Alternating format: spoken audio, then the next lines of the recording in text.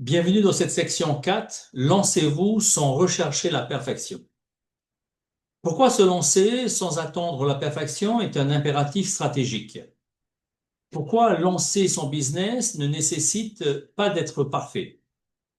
Beaucoup d'entrepreneurs attendent d'avoir le produit parfait, le site parfait, la stratégie parfaite avant de se lancer et, en mon sens, c'est une erreur qui coûte du temps, de l'énergie et surtout beaucoup d'argent. La perfection est une illusion. Le marché évolue en permanence, constamment. Ce qui semble parfait aujourd'hui peut être obsolète demain. Chercher la perfection bloque l'action et pour moi retarde complètement la confrontation au réel. Par contre, il est important de chercher l'innovation. Il est important pour moi d'innover, d'améliorer le produit ou le service qu'on offre à notre clientèle. Euh, il y a une autre chose pour moi qui est importante également, c'est que le marché est le seul juge. Ce n'est pas vous qui décidez si votre offre est parfaite, mais ce sont vos clients. C'est le marché qui va décider si votre offre est excellente. Combien de produits sur le marché se sont cassés la figure parce que les dirigeants se disaient, tiens, c'est le marché, c'est le produit parfait, ça va fonctionner. Mais ça fait des bides. Tant que vous n'avez pas testé, vous ne savez pas ce qui résonne vraiment avec eux. C'est comme au début, quand ils avaient voulu lancer les yaourts en Chine, ils se sont dit, bon, ben, de toute façon, ça marche en France, ça marche partout dans le monde, ça va marcher en Chine. Ben, le problème, c'est que les Chinois, ils avaient besoin de temps, ils avaient besoin de comprendre la culture de boire du lait et notamment de manger du fromage, d'accompagner ce fromage-là peut-être avec du vin ou avec du pain. Et donc, ça a mis énormément de temps et ceux qui ont lancé au tout début donc les produits laitiers aux Chine se sont cassés la figure. Pour moi, l'action crée la légitimité. On a vu dans le chapitre, dans la section précédente que l'action crée la légitimité et que chaque itération vous rapproche d'une offre solide. C'est dans l'exécution et non pas dans la préparation éternelle que vous développez vos compétences, votre confiance et votre légitimité. Et bien entendu, le mythe de la perfection est une inertie complète.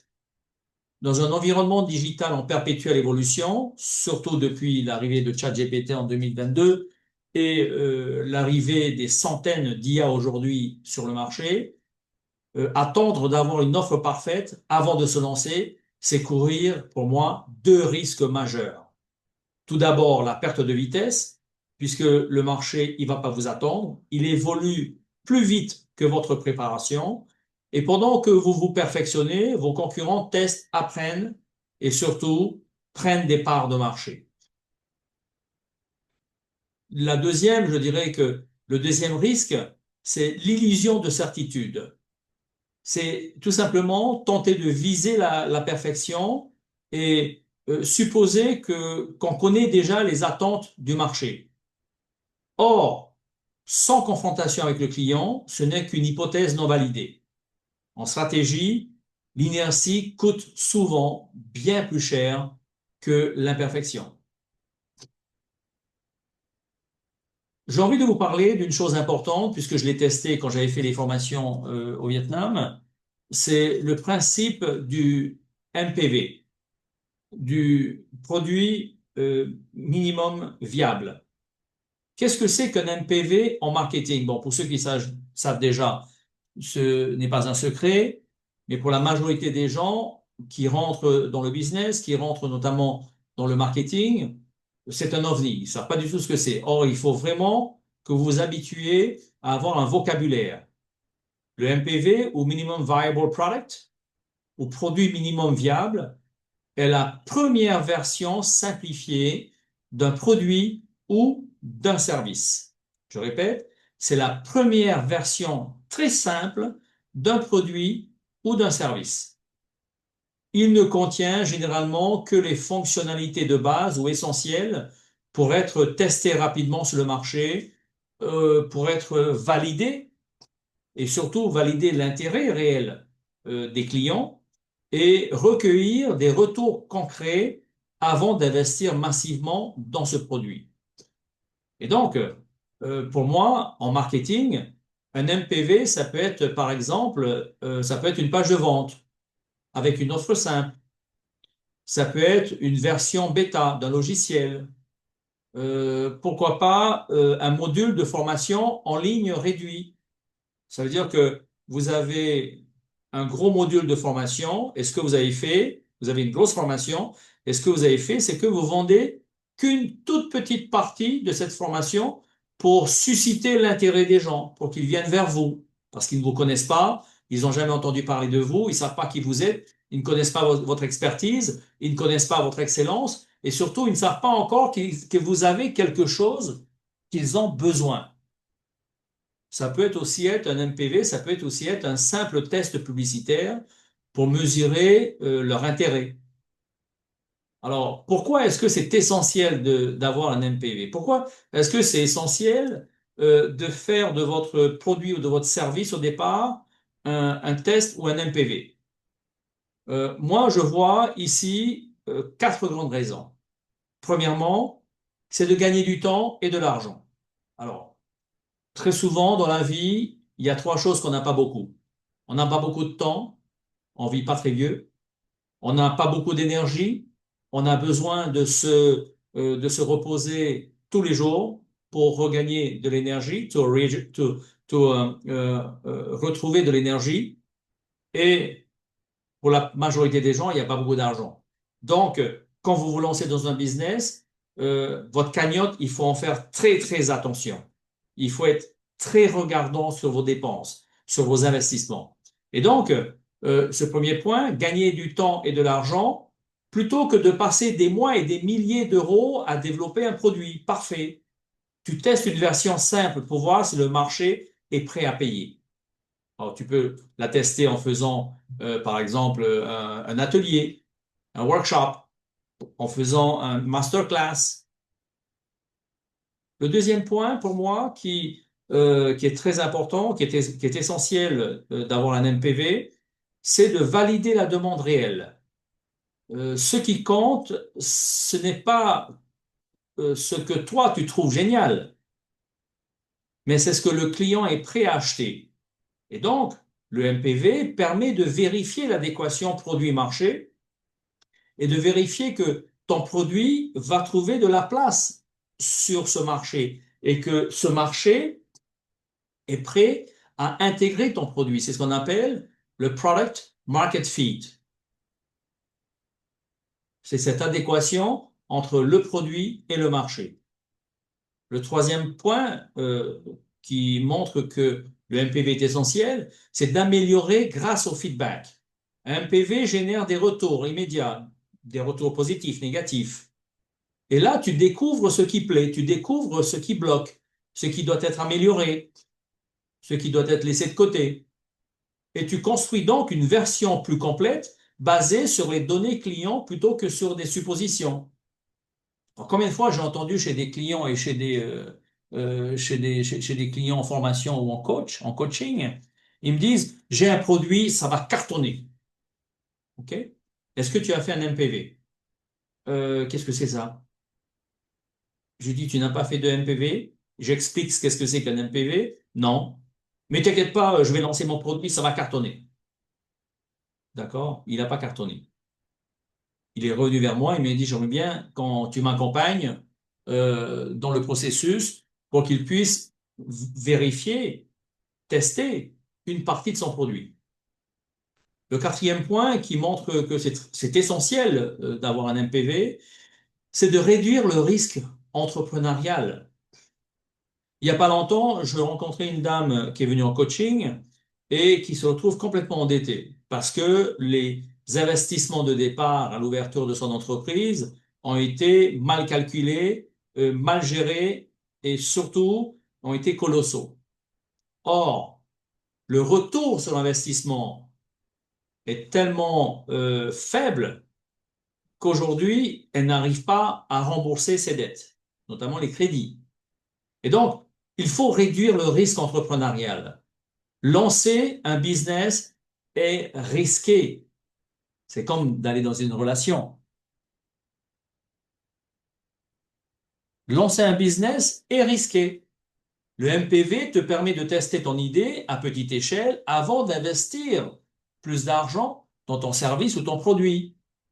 Et donc, le MPV est une stratégie intelligente pour valider une idée, réduire les risques et accélérer la rentabilité. Encore une fois, sans MPV, tu prends le risque de créer un produit parfait que personne ne va acheter. Ça peut être une formation. Tu fais une super formation, canon, la formation qui va répondre à tous les problèmes, il n'y a personne qui te l'achète. Alors, soit parce que tu sais pas la marketer, tu sais pas mettre en avant ton personal branding, tu sais pas raconter ton histoire, ton storytelling, tu sais pas la pitcher, tu n'as pas fait d'études euh, au niveau de ton MPV, tu n'as pas distillé, par exemple, quelques formations gratuites pour faire venir les gens, pour qu'ils puissent te connaître, tu n'as pas fait de contenu sur ce sujet-là, tout ça constitue le MPV. Et d'ailleurs, les leaders de la tech et du digital, que ce soit Amazon, Tesla et Airbnb, l'ont compris. D'ailleurs, les fondateurs d'Airbnb, au tout début, Ils ont, ils ont, ils ont fondé ça, mais avec des appartements d'une simplicité totalement rudimentaire, jusqu'à avoir un matelas par terre. Et quand ils ont testé, ça a fonctionné. Et là, ils se sont dit, il y a quelque chose à faire avec ce business. Du matelas par terre, ils sont passés à la location de structures. On ne construit pas une fusée parfaite, on teste une version fonctionnelle minimale. Vous voyez, on teste une version fonctionnelle minimale qui répond aux besoins centraux du client. Et puis, à partir de là, avec les feedbacks, avec les avis, avec la réaction du marché, on améliore, on continue grâce au retour du terrain. Et donc, la perfection n'est pas un point de départ, mais c'est un processus d'itération. Je répète, la perfection n'est pas un point de départ, mais c'est bien un processus d'itération. Donc, le coût de l'opportunité, de la perfection, elle peut être importante. Et chaque semaine passée à peaufiner un détail inutile est une semaine de revenus non générés. Ce sont des clients perdus, des profits perdus, et surtout, vous faites marcher la concurrence, qui est, elle, plus rapide, qui a appris. Rappelez-vous, c'est le marché qui valide ou non votre offre. Un exemple très simple. Euh, une campagne digitale imparfaite peut générer des données exploitables en 2 semaines. Une campagne parfaite, sortie 3 mois plus tard, arrive souvent trop tard, car le marché a changé entre-temps. En marketing digital, la vitesse d'apprentissage vaut plus que la perfection théorique. Oui, en marketing digital, la vitesse d'apprentissage vaut beaucoup plus que la perfection théorique.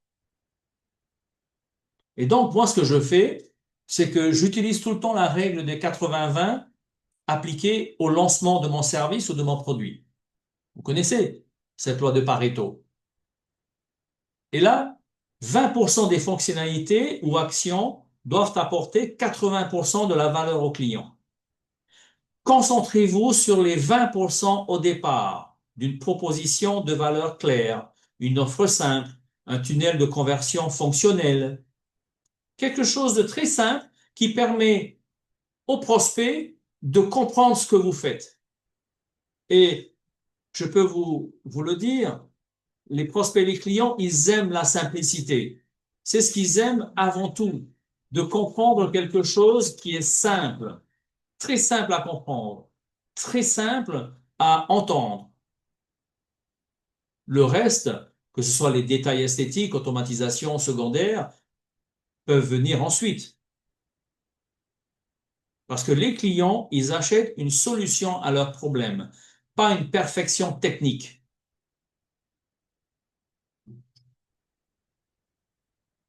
Alors évidemment, il y a une posture de leader, puisque l'itération comme force va aider le leader à lancer son produit.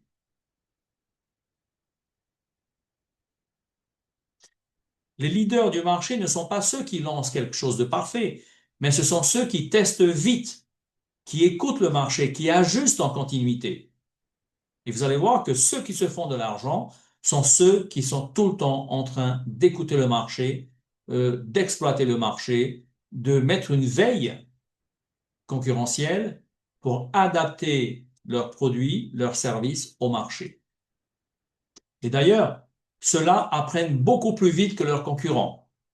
Ce mindset crée une culture d'agilité et d'innovation au sein des équipes d'ailleurs. On privilégie la vitesse, la réactivité, la valeur client plutôt que la paralysie du trop bien fait. Chef, alors attends, j'ai encore besoin de 2 semaines parce que là, il faut que je fasse quelque chose de très joli, de parfait pour le client. Moi, je dis non, non, donne-moi ce que tu as. On va voir, on va déjà commencer à lancer le service, à faire une pub très simple pour voir la réaction et de faire des tests et voir la réaction des gens. La conclusion, tout simplement, pour des managers exécutifs dans le digital, c'est que la perfection est un mirage. Ce qui crée la réussite, c'est se lancer vite avec une offre suffisamment bonne. Observer, mesurer, apprendre, améliorer en continu pour converger vers l'excellence. Oui, mais s'entêter tout de suite dès le départ, quand vous vous lancez dans un business, même un business digital, à faire quelque chose de parfait, c'est tout simplement se jeter à corps perdu dans le vide et dans l'échec. Bon, ça peut arriver que quelqu'un d'un coup réussisse, quelle chance, tant mieux, je ne dis pas le contraire. Mais le vrai risque ici n'est pas de se lancer imparfaitement, c'est de ne jamais se lancer et surtout de lancer quelque chose qui n'a aucun intérêt sur le marché. Laissez-moi partager mon expérience, l'histoire de la création de ma première formation que j'avais fait au Vietnam il y a un bon bout de temps maintenant. Alors pourquoi est-ce que j'ai choisi l'action imparfaite plutôt que l'illusion de la perfection? Lorsque j'ai décidé de créer ma formation pour le marché vietnamien, c'est quand je suis allé au Vietnam la toute première fois, je suis allé une deuxième fois, et la troisième fois, je me suis dit, il faut que je fasse quelque chose.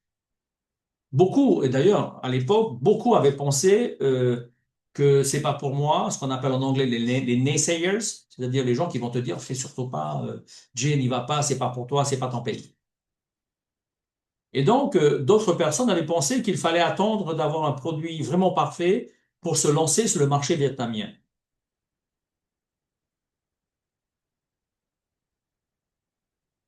Pour moi, le premier problème, c'était surtout de me dire, bon, alors, c'est un pays extraordinaire. Je suis tombé complètement amoureux de ce pays, de la culture, de la food street. C'est excellent. Donc, je me suis dit au départ, est-ce qu'il me faut une traduction irréprochable, des contenus calibrés, une adaptation culturelle anticipée dans les moindres détails? Mais en réalité, j'ai vite compris que viser la perfection avant d'agir aurait été une grosse erreur stratégique. Pourquoi? Tout simplement parce que lorsqu'on entre sur un marché comme le Vietnam, eh bien, les défis sont multiples et souvent invisibles depuis l'extérieur. Or, c'était la langue, déjà, en premier. Alors, qu'est-ce que je faisais? C'est que j'avais un petit manuel de langue vietnamienne et j'étudiais dans le métro à Paris. Dès que je sortais du travail, j'étudiais. À chaque fois que j'avais un temps mort, j'étudiais. Il ne s'agissait pas seulement de traduire les mots ici, attention, parce qu'une mauvaise traduction peut transformer un concept puissant en une idée confuse, voire totalement contradictoire. Donc, j'avais envie d'apprendre quelques mots pour me rapprocher des Vietnamiens pendant la formation, même si je n'allais pas parler la langue. Le fait d'apprendre une centaine de mots, c'était déjà bien. De savoir leur dire bonjour, comment allez-vous, je me présente, mon nom est en vietnamien, c'est déjà un contact que je vais avoir avec eux. Il n'est pas parfait, mais c'est un contact. Parlant de la culture, certaines notions qui semblent évidentes en Europe ou aux États-Unis n'ont pas du tout la même résonance au Vietnam. Les références, les exemples, les images doivent être repensées pour parler à un autre univers mental. un univers où l'argent n'est pas tabou, où dire aux gens, voulez-vous devenir riche, pour eux, c'est une évidence. C'est aussi de faire attention aux non-dits et aux interdits. Ce qui peut être dit frontalement dans une culture comme la France, comme dans la culture française, doit parfois être exprimé de manière indirecte au Vietnam. Et à l'inverse, certaines thématiques sensibles ont exigé de ma part une approche très prudente quand on s'adresse à la femme, pour ne pas heurter inutilement. Alors, si j'avais cherché à tout prévoir, je serais resté paralysé. J'ai donc choisi une approche totalement pragmatique. Tester, mais tester rapidement, observer et ajuster. Donc, concrètement, qu'est-ce que j'ai fait? Je suis allé au Vietnam, j'ai passé quelques mois là-bas, j'ai observé, j'ai trouvé une personne avec qui je pouvais travailler, je l'ai formée. Ensemble, on a travaillé sur les traductions. Donc, à chaque fois qu'on avait fini des modules de traduction, on vérifiait ensemble, on faisait des tests. Et comme je l'avais formée sur les thérapies, elle était capable de comprendre le sens de ma formation. Et donc, ce que j'ai fait au début, c'était tout simplement de me dire, j'y vais. Alors, j'ai délivré la formation en anglais, ce qui me permettait pour moi de vérifier la clarté des concepts dans le filtre d'une traduction imparfaite, bien sûr. Ensuite seulement, j'ai travaillé sur une version vietnamienne avec un double objectif, vérifier que la traduction était fidèle au sens et non un simple mot à mot risquant de créer des non-sens. Ajuster la pédagogie en fonction des retours réels des participants vietnamiens, puisqu'on avait fait un test avec elle. On avait fait un test et elle me disait, tiens là, ça se dit pas, parce que chez nous, en Vietnam, on pense pas comme ça. D'accord, donc on a modifié. Le but, c'était de garantir que chaque concept trouve son ancrage dans leur réalité culturelle et professionnelle vietnamienne. Était-ce parfait? Je peux vous dire, pas du tout. Le manuel n'était pas parfait, la couverture n'était pas parfaite, je n'avais jamais fait de formation au Vietnam, donc c'était la toute première fois que je la faisais. Est-ce que j'avais un petit peu du stress et du tract? Oui, mais je m'étais formé en face du miroir et avec elle. On avait fait au moins 5 ou 6 rounds. On a fait une formation une première fois ensemble, une deuxième, une troisième, une quatrième, une sixième, pour qu'on soit fluide en face du public. Et c'est justement ce passage obligé qui m'a permis d'éviter des mois de travail inutiles sur une version idéale, mais et qui aurait pu être complètement déconnecté du terrain. J'ai tout simplement confronté rapidement ma formation à la réalité du marché. J'ai co-construit une offre alignée avec les besoins réels des clients vietnamiens. Alors, vous savez que la psychologie au Vietnam, et si vous ne le savez pas, je vous le dis, mais la psychologie au Vietnam est un terrain nouveau. Les gens ne vont pas voir un psychologue, ne parlent pas de psychologie. Pour eux, mentionner la psychologie, ils ne comprennent pas pourquoi il faut en parler. Alors que des problèmes d'ordre émotionnel, il y en a partout. Aujourd'hui, je peux l'affirmer, si j'avais attendu la perfection, je n'aurais jamais lancé cette formation. C'est en testant, en ajustant, en itérant que j'ai pu transformer un projet théorique en un programme concret, efficace et générateur de résultats. Et à chaque fois maintenant, je fais la même chose. Quand je lance une formation, par exemple, mon MPV, ça sera de délivrer une formation gratuite, d'offrir des lead magnets gratuits pour que les personnes s'habituent à ce nouveau concept, à cette nouvelle formation, à cette nouvelle proposition pour le marché. Et au fur et à mesure de susciter l'intérêt, le questionnement, qu'est-ce que tu fais? Est-ce que ça peut m'aider? Et ainsi de suite, et générer donc des ventes. La leçon ici pour tout entrepreneur est claire. L'action imparfaite vaut toujours mieux que l'attente stérile de la perfection. Et donc, si j'ai un dernier mot à vous dire, c'est de vous lancer. Lancez-vous. Merci de m'avoir écouté. et je vous dis à la prochaine vidéo.